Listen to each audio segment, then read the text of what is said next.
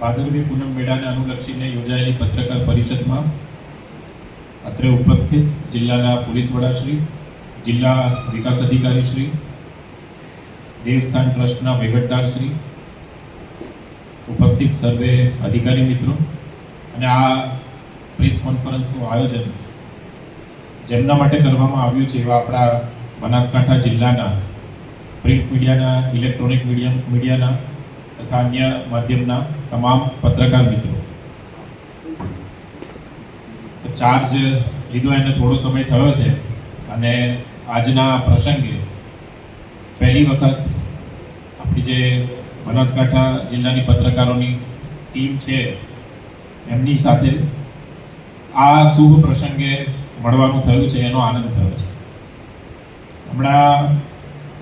ભાદરવી પૂનમના મેળાને અનુલક્ષીને જે વિશેષ વ્યવસ્થાઓ દેવસ્થાન ટ્રસ્ટ દ્વારા અને સુરક્ષા સંબંધિત જે પણ વ્યવસ્થાઓ કરવામાં આવી છે તેનું કૌશિકભાઈ દ્વારા અને જિલ્લાના પોલીસ વડાશ્રી દ્વારા એક વિસ્તૃત જે જાણકારી છે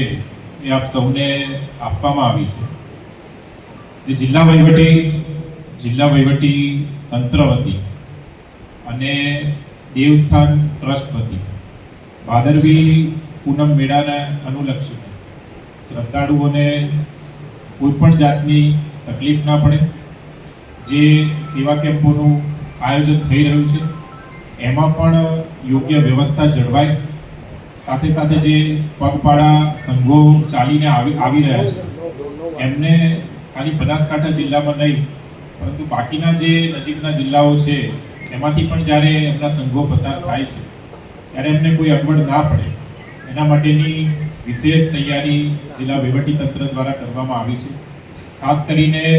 મેળાને અનુલક્ષીને 26 જેટલી અલગ અલગ સમિતિઓની રચના કરવામાં આવી છે. તમામ જે સમિતિ છે એ સમિતિમાં ક્લાસ 1 અધિકારીને અધ્યક્ષ તરીકે, સુપરવિઝન અને મોનિટરિંગ તરીકે રાખવામાં આવ્યા છે. તમામ જે સમિતિ છે એના જે કાર્યો છે એ કાર્યોનું ઝીણવટભર્યું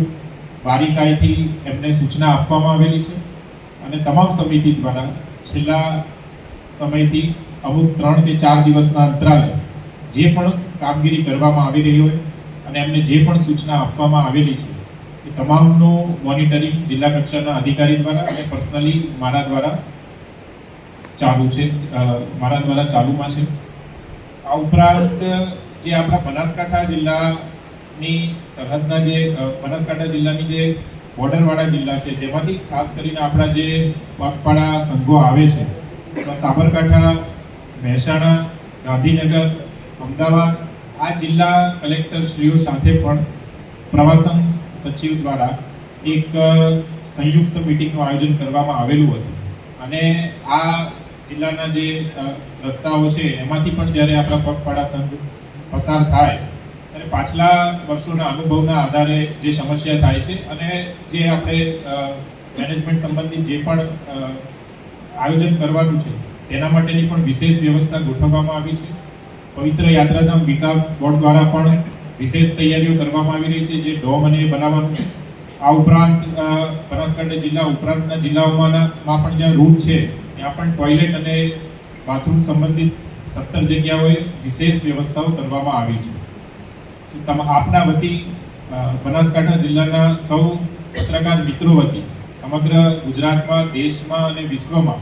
પૂણે જે માઈ ભક્તો આવેલા છે એ તમામને હું જિલ્લા વહીવટીતંત્ર વતી અને દેવસ્થાન ટ્રસ્ટના ચેરમેન વતી આજે આપણો ભાદરવી પૂનમનો મેળો છે એમાં પધારવા માટેનું હાર્દિક નિમંત્રણ આપું છું અને માતાજીને પ્રાર્થના કરું છું કે ખૂબ મોટું આયોજન છે. ગયા વર્ષે પણ અંદાજિત 48 લાખ કરતાં વધારે લોકો આવેલા હતા. જિલ્લા વહીવટીતંત્ર દ્વારા તમામ નાની બાબતોનો અભ્યાસ કરી અને તમામ જે પ્રયત્નો છે એ પ્રયત્નો કરવામાં આવી રહ્યા છે કે જેથી તમામ શ્રદ્ધાળુઓને કોઈ પણ જાતની તકલીફ ના પડે. એમ છતાં આપ સૌને વિનંતી કરું છું કે એવી કોઈ પણ બાબત હોય મારા ધ્યાને દોરવા જેવી તો આપ અચૂકથી ધ્યાન દોરશો તો કે જેથી વધારે સારી વ્યવસ્થા આપણે ઊભી કરી શકીએ અને માતાજીને પ્રાર્થના કરીએ કે નિર્વિઘ્ને આ જે ભાદરવી પૂનમનો મેળો છે એ કોઈ પણ પ્રકારની જાનહાનિ અને માનહાનિ સિવાય કોઈ પણ પ્રકારના વિઘ્ન વગર